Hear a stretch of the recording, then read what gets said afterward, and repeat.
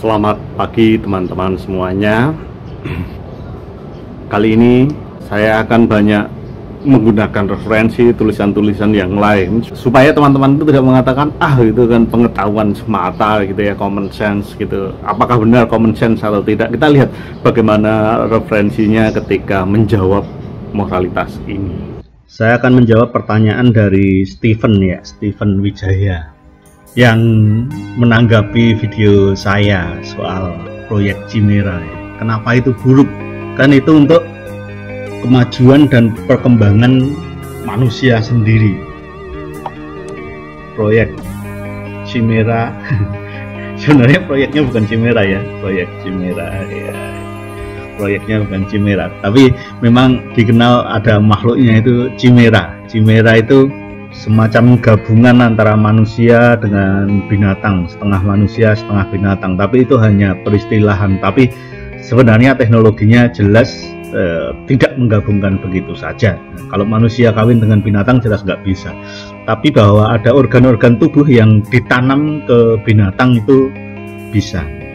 Saya akan membacakan dulu. Seperti menanamkan organ manusia ke babi, bayangkan jika penemuan maksudnya ya Steven, penemuan itu berhasil, berapa banyak nyawa manusia bisa diselamatkan. Sekarang saja banyak jutaan orang meninggal karena tidak ada organ pengganti.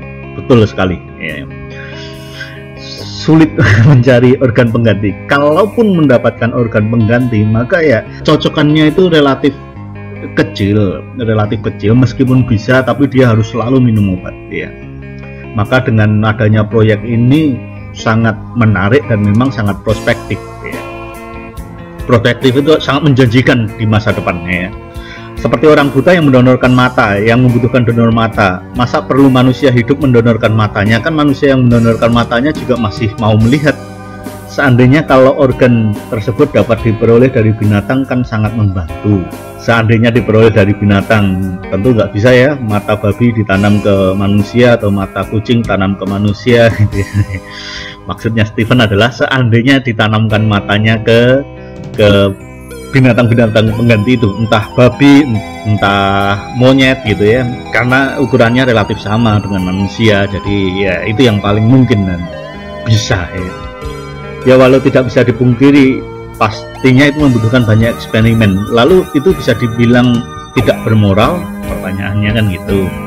Kita bisa berkaca ke masa lalu, bagaimana pengobatan-pengobatan yang ada di masa kini dulunya juga memerlukan berbagai macam eksperimen sampai ke tahap ini.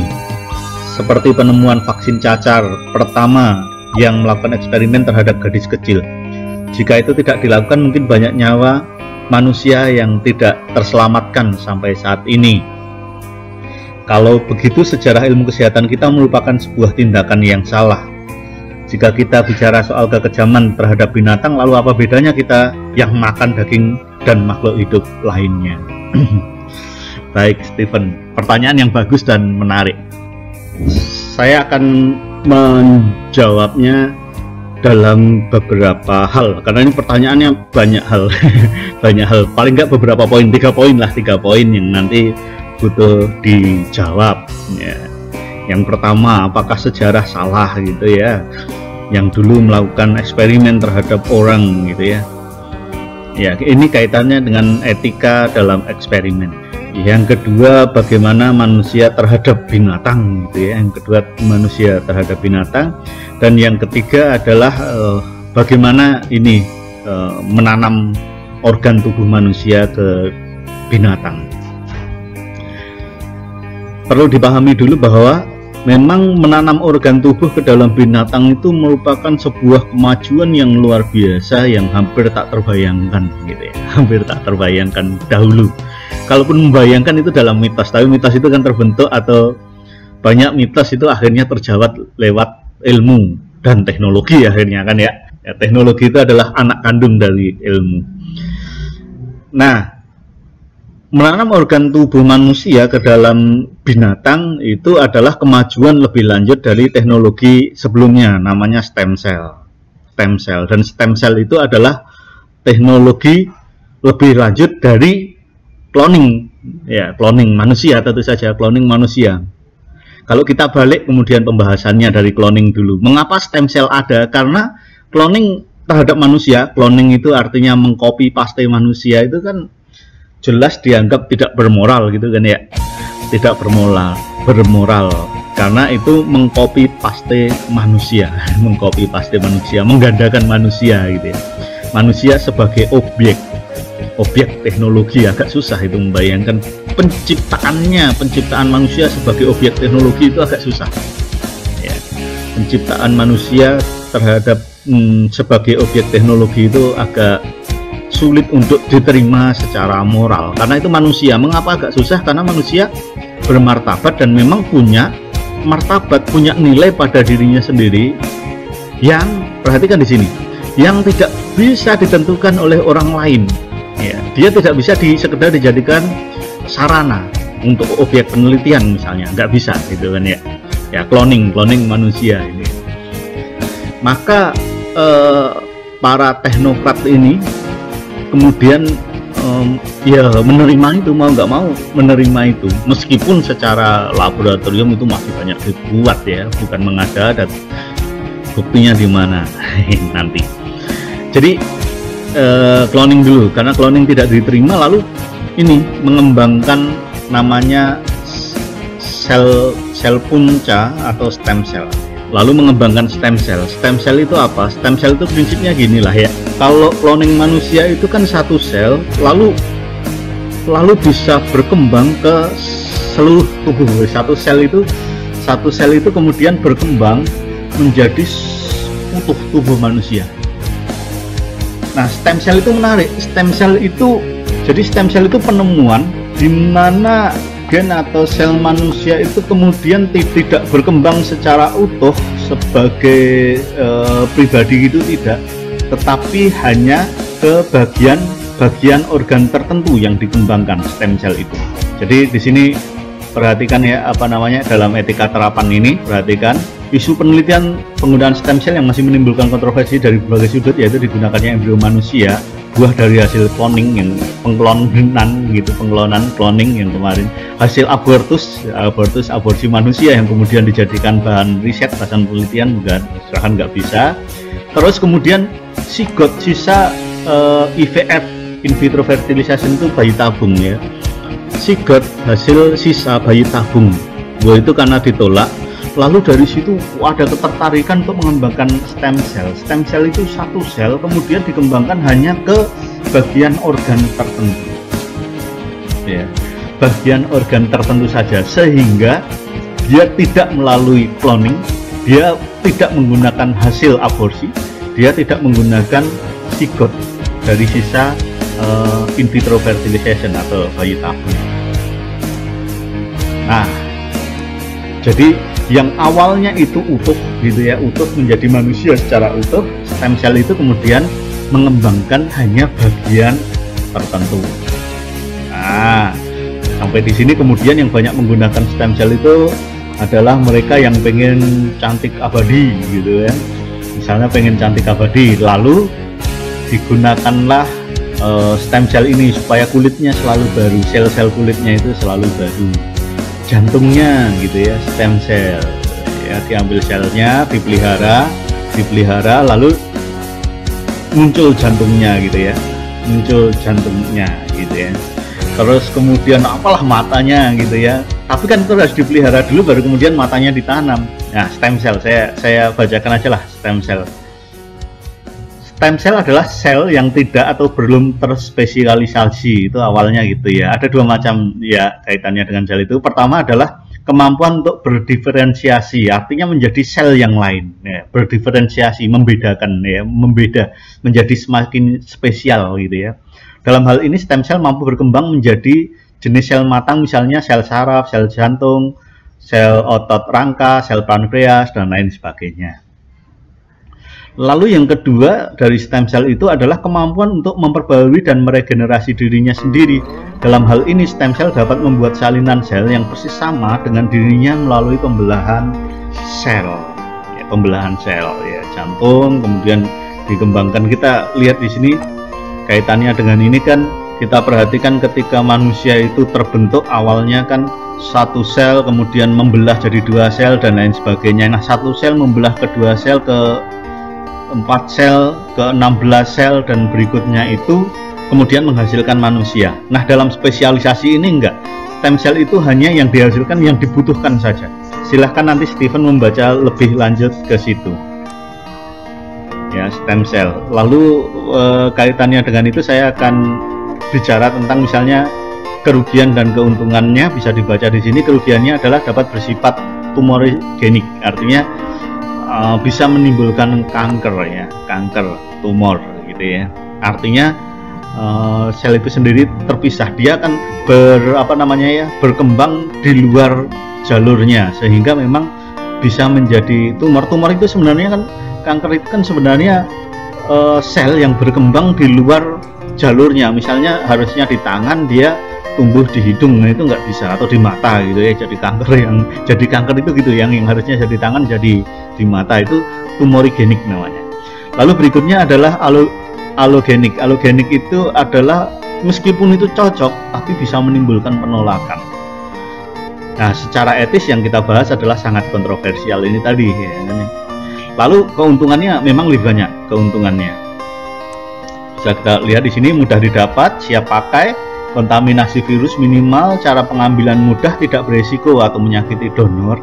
Lalu resiko terhadap GVHD itu lebih rendah dibandingkan menggunakan stem cell dari sum tulang atau transplantasi gitu ya, transplantasi dari orang lain, tentu saja dari pendonor lain ya. Jadi masalahnya di situ. Lalu kita akan membicarakan secara etika saja dulu, secara etika ya, secara etika, karena ini penting untuk membahasnya secara etika. Namanya embryonic stem cell itu adalah mendapatkan dari stem cell dari pengorbanan yang harusnya jadi embrio, kemudian jadi satu organ tersendiri, jadi satu organ tubuh tersendiri. Meskipun tampaknya tidak menjadi embrio tersendiri, tapi dia sebenarnya mengorbankan embrio ya, baik di dalam Islam, di dalam Kristen misalnya, pengorbanan terhadap embrio adalah pengorbanan terhadap hidup manusia ya, terhadap hidup manusia, terhadap hidup ya, hidup.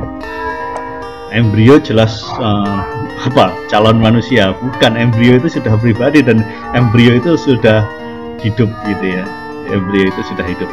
Perhatikan tadi bahwa stem cell itu adalah spesialisasi dari cloning manusia yang harusnya utuh, kemudian dikembangkan hanya ke organ tertentu. Nah, organ tertentu ini akhirnya menyisihkan organ-organ yang lain kan. Kalau jantung misalnya yang dikembangkan, maka kemudian seluruh organ yang lainnya itu disisihkan atau dimatikan. Nah, ini yang bermasalah secara moral kan. Kemudian menyisihkan, enggak Pak, kan dia belum hidup. Ini hidup ya, ini hidup karena kaitannya dengan hidup. Dia berkembang dari dalam dirinya, itu hidup namanya ya. Itu hidup. Nah, tadi perhatikan bahwa untuk mendapatkan organ itu maka harus dipelihara dulu dengan teknologi ini, baru kemudian dia akan memperoleh. Kan ada jeda antara proses teknologi stem cell ini sampai kemudian matang sebagai organ, itu kan ada jeda. Sementara orang seringkali begitu sakit dia butuh untuk obatnya itu. Lalu caranya gimana? Caranya sekarang yang dilakukan adalah dengan menanam itu, organ itu ditanam ke dalam tubuh binatang ya. Ini yang namanya tadi itu chimera itu. Saya akan membahasnya dari tulisan ini seorang mantan pendeta yang cukup kontroversial ya. Saya nggak akan membahas pribadinya, tapi menarik untuk bicara tentang proyek ini tadi. Era organisme hibrid manusia babi sudah diambang pintu, judulnya kan gitu ya. Era organisme hibrid manusia babi. Jadi ini bukan ini bukan manusia kemudian setengah manusia setengah babi, tapi memang bisa saja itu setengah manusia setengah babi ya. Tapi ini hasil penelitiannya dulu ya, tapi ini hasil penelitiannya. Tentu yang dimaksudkan bukan gini ya. Ini hanya ilustrasi. Jadi penanaman itu saya kalau bicara prosesnya agak ribet, barangkali saya akan membahasakan dengan bahasa-bahasa sederhana itu. Jadi kimera yang dimaksud para ilmuwan itu adalah kimera organ-organ internal manusia, misalnya itu ditanam ke babi, itu sederhananya gitu ya. Tujuannya ya menyediakan organ-organ hibrid manusia babi yang ketika sudah ditransplantasi ke tubuh manusia, organ asing ini tidak ditolak lagi. Ya, jadi dengan begini lalu organ itu ditanam ke binatang. Lalu bayangkan kalau memelihara, ada banyak tulisan lagi sebenarnya. Bayangkan kalau memelihara, misalnya gini ya, organ tubuh ke babi, gitu kan ya, organ tubuh manusia ke babi. Lalu belum dipasang kan organnya ke manusianya, karena manusianya belum butuh. Lalu punya anak nih babinya, perhatikan akhirnya babinya, anak babi ini anaknya siapa gitu ya, anaknya siapa, keturunannya siapa, dan bisa jadi organ-organ tadi berkembang bukan hanya di organnya saja loh untuk berikutnya, karena sel-sel itu akan terus berkembang keseluruhan.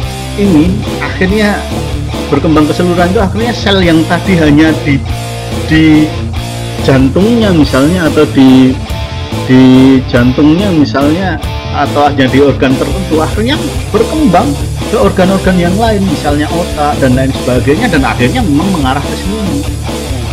Agak susah yang membayangkan ya.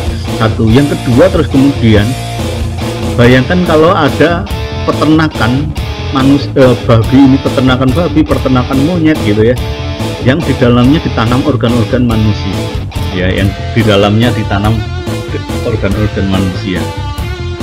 Kita memang akan bicara teknis misalnya, ya dihentikanlah, jangan saya berkembang biak duluan dan lain sebagainya.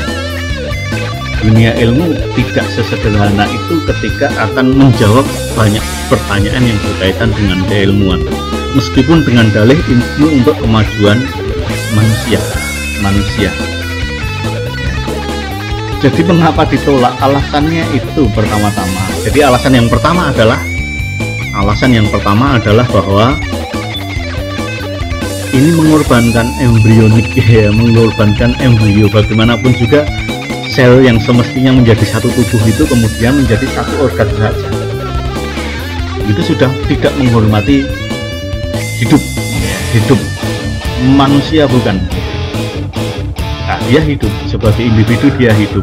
Lalu yang kedua baru kemudian kalau ini dikembangkan lebih lanjut, bayangkan kalau yang awalnya hanya ditanamkan di jantung atau awalnya hanya ditanamkan di hati dan lain sebagainya, ketika dia berkembang biak kemudian akan menjalar ke organ-organ yang lain.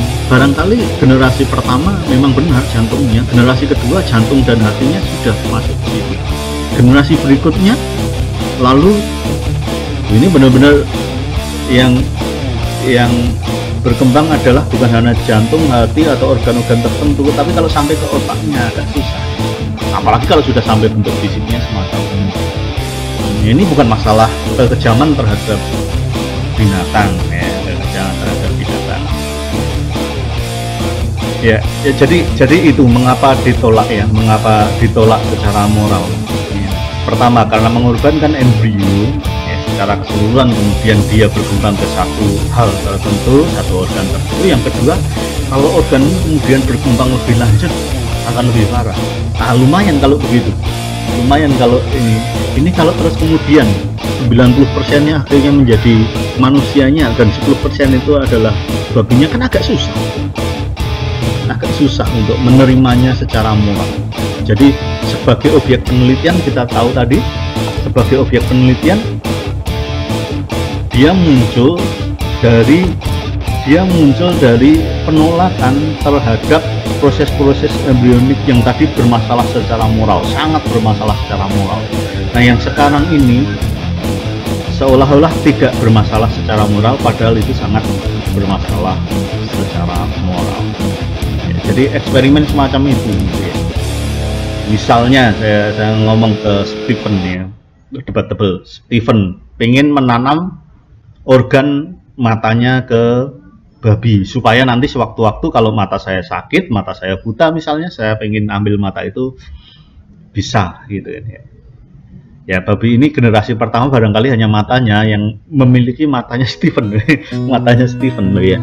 Terus kemudian dia punya anak, ternyata berkembang bukan hanya matanya yang matanya Stephen punya organ, punya DNA, punya gen manusia itu, ternyata berkembang ke otaknya.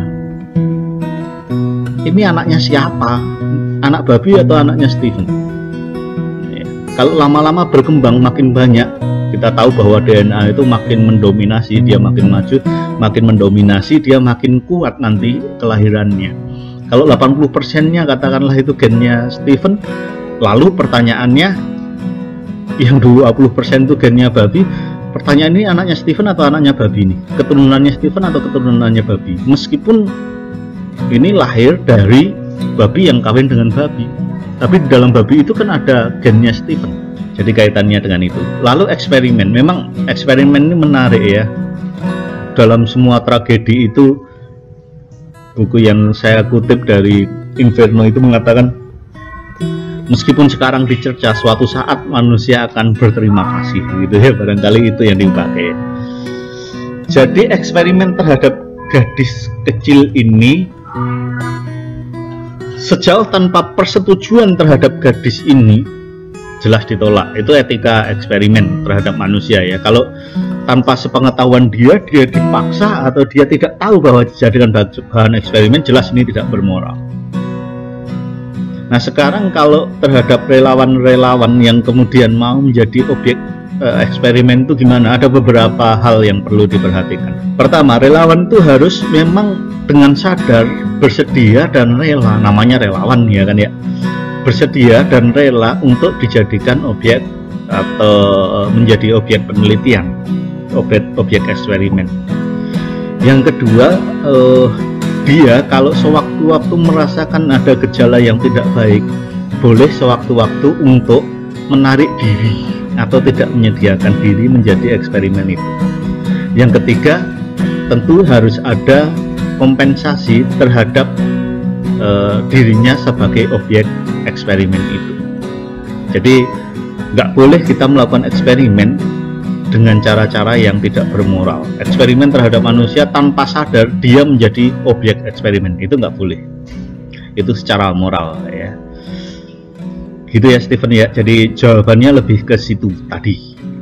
Baik teman-teman, sudah ketahuan kan sekarang bagaimana caranya menjawab. Saya kira yang semacam itu menjadi dasar argumentasi kita untuk terus kemudian mempertegasnya secara moral semacam apa. Sesuatu yang umum secara moral itu tidak bisa diterima, maka secara agama pun tidak bisa membenarkan sesuatu yang secara moral buruk. Dengan kata lain, beriman tidak menjadikan sesuatu yang buruk menjadi baik kalau itu dilakukan. Itu yang saya maksudkan ya. Terima kasih dan selamat pagi.